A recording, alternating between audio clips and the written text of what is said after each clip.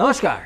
महाराष्ट्र सरकार को जो काम 66 दिन पहले कर लेना चाहिए था वो अब सुप्रीम कोर्ट से फटकार खाकर उन्हें करना ही पड़ेगा। मतलब इतनी किरकिरी, इतनी बदनामी और कहते हैं ना अपने पैरों पर खूब सारी कुल्हाड़ी मार ली।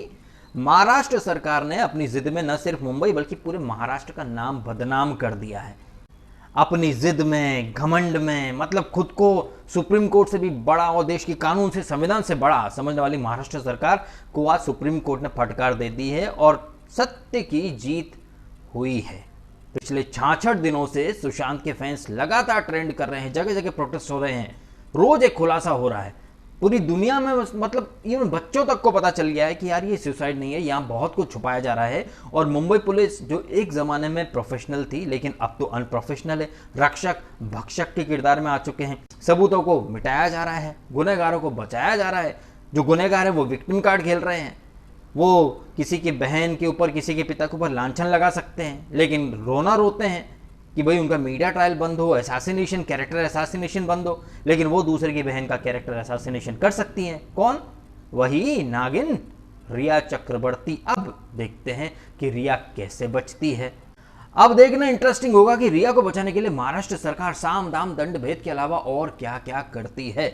बॉलीवुड की लॉबी को तो सांप सूंघ गया होगा, लेकिन बॉलीवुड के गर्दुल इतने बेशरम होते हैं कि अब चूंकि सीबीआई को सुप्रीम कोर्ट ने परमिशन दे दी है तो अब आप देखिए, चाहे वो दबंग हो, नल्ला दबंग, नल्ला बादशाह, शाहरुख, फारूक, आमिर और ये सदी के नल्ले महानायक साहब, ये भी आएंगे हाथ जोड़कर सीबीआई फॉर एसएसआर।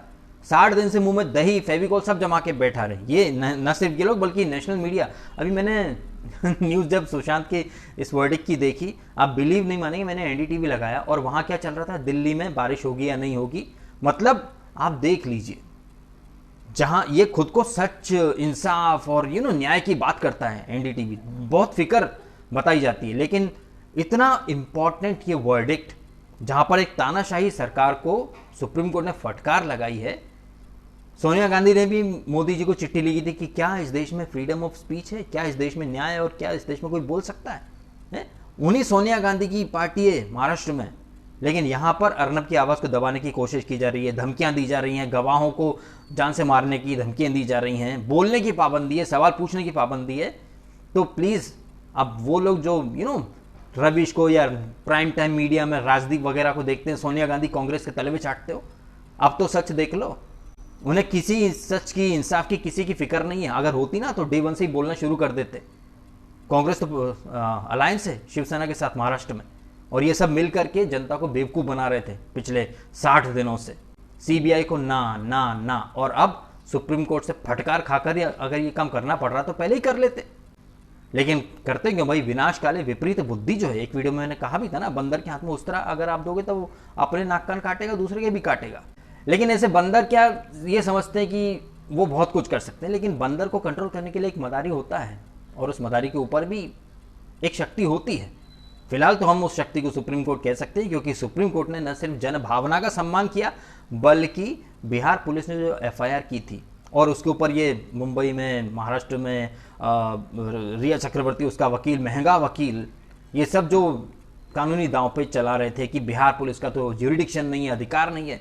देखिए, एक बात तो बड़ी सी कॉमन है कि सच के लिए, न्याय के लिए कोई ज्यूरिडिक्शन नहीं होना चाहिए, ठीक है? किसी भी प्रांत की या किसी भी सिटी की पुलिस को यह अधिकार होना चाहिए, गुनाह जो हुआ है उसकी पड़ताल की जाए और सच बाहर लाया जाए। मैं नहीं समझता कि एक फेयर इन्वेस्टिगेशन में कहीं कोई रुकावट या उसके लिए कुछ नियमावली होनी चाहिए। सच पता करना पुलिस का काम होता है, फिर वो चाहे मुंबई पुलिस करे या बिहार पुलिस करे। यही प्रांतीयता की तो लड़ाई थी, बिहारियों को नीचा दिखाना। मैंने बिहार के डीजीपी का इंटरव्यू देखा था जहाँ वो कह रहे थे कि भैया बिहार पुलिस को, यानी उन डीजीपी साहब को महाराष्ट्र से, पुणे से कई सारे मेल, सारे कॉल आ रहे हैं कि सर ये सरकार की वजह से पूरे महाराष्ट्र का नाम खराब हो गया है। जब आपकी बिहार पुलिस ऑटो में घूम रही है तो मुंबई के कई लोगों ने उन्हें ईमेल किए कि साहब आप अपनी टीम को हमारा एड्रेस दो, हमारे घर पे रुके हैं या हमारी गाड़ी यूज़ करें, क्योंकि महाराष्ट्र का नाम खराब हो रहा है। तो अपना नज़दीक का फायदा या अपने खास लोगों को बचाने के चक्कर में शिवसेना और कांग्रेस और ये जो गठबंधन सरकार है, इन्होंने अपने पैर पर बहुत बड़ी वाली कुल्हाड़ी मारी है। हालांकि जब तक रिटर्न में सुप्रीम कोर्ट का ऑर्डर आएगा तब तक हो सकता है कि बहुत सारे सबूतों को नष्ट करने की कोशिश करें, क्योंकि हथकंडे तो अपनाने हैं। कहते हैं ना, सुअर को कितना भी इत्र लगा दो, नहला दो, धुला दो, वो लौटेगा गटर में ही। ऐसे ही कुछ गुंडा प्रवृत्ति के लोग, कितना भी उन्हें समझाओ, अपनी हरकतें तो वो वही करेंगे जिसकी उन्हें आदत है। मुझे तो समझ में नहीं आ रहा महाराष्ट्र सरकार को, मुंबई पुलिस को मिला क्या अपनी इतनी किरकिरी करवा के। अब न सिर्फ सुशांत केस की इन्वेस्टिगेशन बल्कि सुशांत से जुड़ी हुई जैसे कि दिशा की मृत्यु का केस भी सीबीआई ही हैंडल करेगी और सीबीआई के काम में कोई अड़ंगा नहीं लगा सकता। सीबीआई की टीम मुंबई आएगी तो उन्हें भरपूर तरीके से मदद मिलेगी मुंबई पुलिस की। अब मुंबई पुलिस वो गेम नहीं खेल सकती जो बिहार पुलिस के साथ खेला था। देर से ही सही लेकिन ऊंट पहाड़ के नीचे आ ही जाता है और आज ऊंट पहाड़ के नीचे आ गया है। अब देखते हैं ये ऊंट कितना छटपटाता है और किस कदर अपने छिले हुए गुर्दे दिखाता है।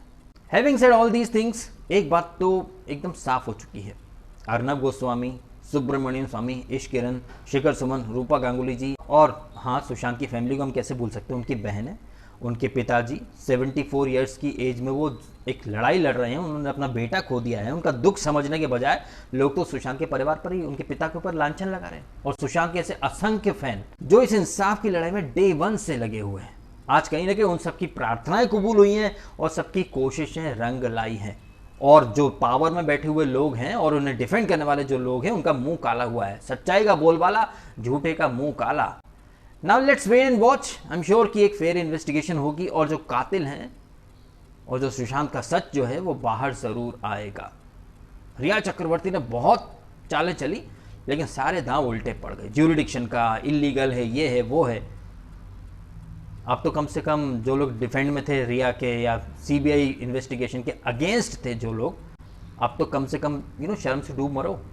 और वो लोग भी जो कह रहे थे सुशांत की मौत कौन सा बहुत बड़ा मुद्दा है, मुद्दा तो राजीव त्यागी की मौत का भी नहीं है। लोग मुझसे कमेंट करते हैं कि राजीव त्यागी के ऊपर कुछ बोलो। भाई जैसे सुशांत कुछ नहीं था, राजीव त्यागी कौन था? होगा कोई, हमें क्या बुरा लगेगा ना अगर मैं ऐसा बोलूंगा तो। रोहित वेमुला या फिर मोब लिंचिंग में जो लोग पेलू तबरेज क्या थे? कुछ नहीं थे। बुरा लगता है ना जब कोई ऐसा बोलता है तो। लेकिन राजदीप जैसे लोग या रवीश जैसे लोग या बड़े बड़े नेता बोलते हैं सुशांत कौन सी बड़ी हस्ती थी। बड़ी हस्ती तो राजीव त्यागी भी नहीं थी, है कि नहीं? टिट फॉर टैट वाली भाषा में जवाब देता हूं मैं तो बुरा लगता है। पर खैर आज हेटर्स के और दुश्मनों के गुर्दे छिलने का दिन है तो उनके गुर्दे छिलने दीजिए। और हम और आप जितने भी सुशांत फैंस हैं जो कि काफ़ी दिनों से इस कोशिश में थे, इस जद्दोजहद में थे कि क्या सीबीआई को ये केस जाएगा या नहीं, सुप्रीम कोर्ट का क्या वर्डिक्ट आएगा, हम कम से कम अब सुकून की एक सांस ले सकते हैं। सुशांत के पिताजी सुकून की सांस ले सकते हैं, उसकी बहनें एक रिलीफ प्राप्त कर सकती हैं कि चलिए देर से ही कम से कम हमारी सुनवाई तो हुई, है कि नहीं? कमेंट करें आप अपने ओपिनियन इन बातों के ऊपर। आपको ये वीडियो अच्छा लगा हो तो लाइक करें, कमेंट करें, शेयर करें, सब्सक्राइब करें और उन सभी लोगों को थैंक्स बोलें, रिपब्लिक की टीम को, ईश किरण को, सुब्रमण्यम स्वामी को, शेखर सुमन, रूपा गांगुली और असंख्य सुशांत फैंस। बहुत बहुत बहुत आभार, धन्यवाद। इस नोट के साथ वीडियो खत्म करता हूँ। आपने समय निकाला, वीडियो देखा, आपका बहुत बहुत धन्यवाद।